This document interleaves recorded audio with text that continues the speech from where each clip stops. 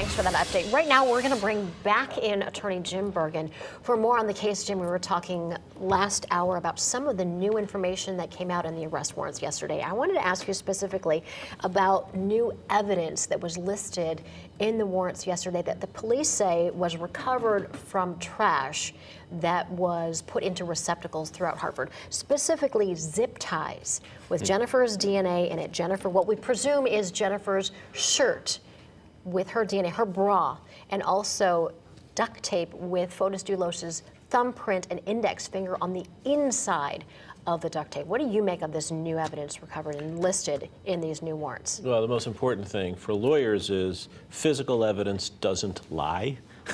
It actually proves that those human beings are connected to what happened there. And we know that Michelle Troconis has said, from looking at the video, that's me, that's him. So we now know that she has admitted, and that's admissible against a co-conspirator, that is against Fotis, that yes, I am there essentially with my DNA, Jennifer's DNA, his DNA on the inside of the bag, and the zip ties are really bizarre because first it establishes that she must have been alive. You don't use zip ties on a dead body. And secondly, that makes it very hard to believe that it would have been a plant with this Gone Girl theory. Like nobody would plant zip ties. That's like beyond the imagination. Right. So it really does tie together with this theory that the state is putting forward.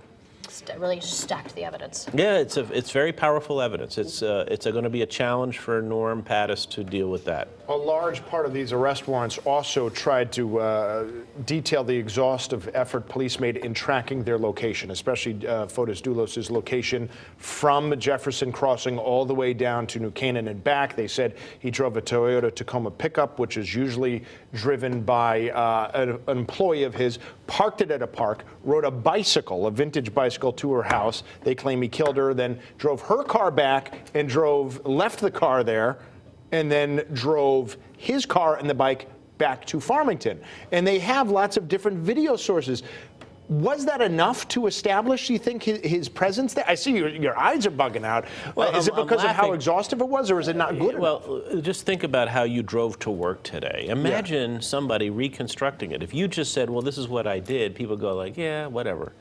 Here, these are photographs. Photographs don't lie, typically, and this is like school bus, and it's, on the merit, at the different rest stops.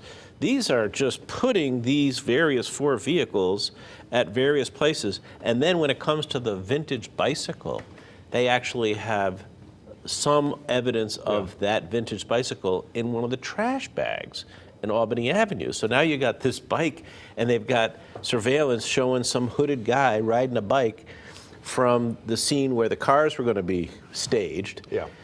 It's a pretty strong story. We're talking about evidence this morning. Tens of thousands of people connecting one way or another on our social media platforms. Facebook Live sounding off. A couple things people are saying.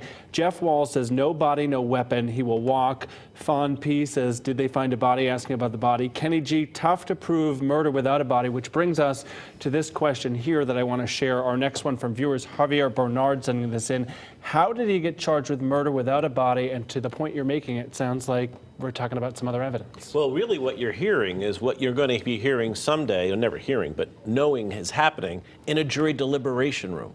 Different people have their own narrative, their own personal experience, and they bring it with them. Obviously, you can't say, well, you can kill somebody as long as you eliminate the body.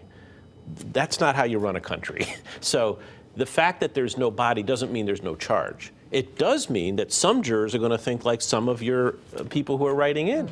They're saying, wait a second, how can I know for sure? Well, the law says it has to be beyond a reasonable doubt. It doesn't have to be beyond all doubt. It just has to be, there's no reasonable doubt here.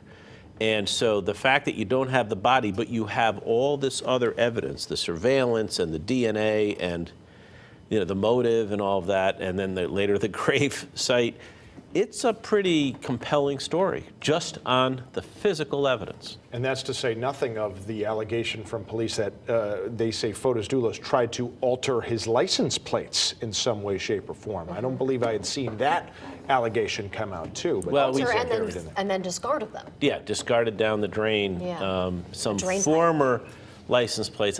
I think that's just that'll probably come in, but it actually doesn't work in any material way because they're following the vehicles. Nobody's zooming in on the license plates of the vehicles because the timing of the surveillances fit. It's the same vehicle. Right. Yeah. But it shows he was taking action Maybe to consciousness of hide and guilt? discard what he thought would be potential evidence. Well, sure, and he had to orchestrate, if this all holds together the way it appears, getting her away from the home, and obviously if he's driving another vehicle, that's going to be suspicious. If he's driving her vehicle, then it doesn't raise suspicion. So he's got to drive her vehicle by leaving another vehicle a couple miles away, riding his bike up, doing what he does, then putting his bike and her into her vehicle, large Suburban, bringing it back where he left the car, or the Toyota, to bring her back up to dispose. All right. Okay, well, yes, certainly a lot to get to. And again, Yes. thank you so much for sticking around with us because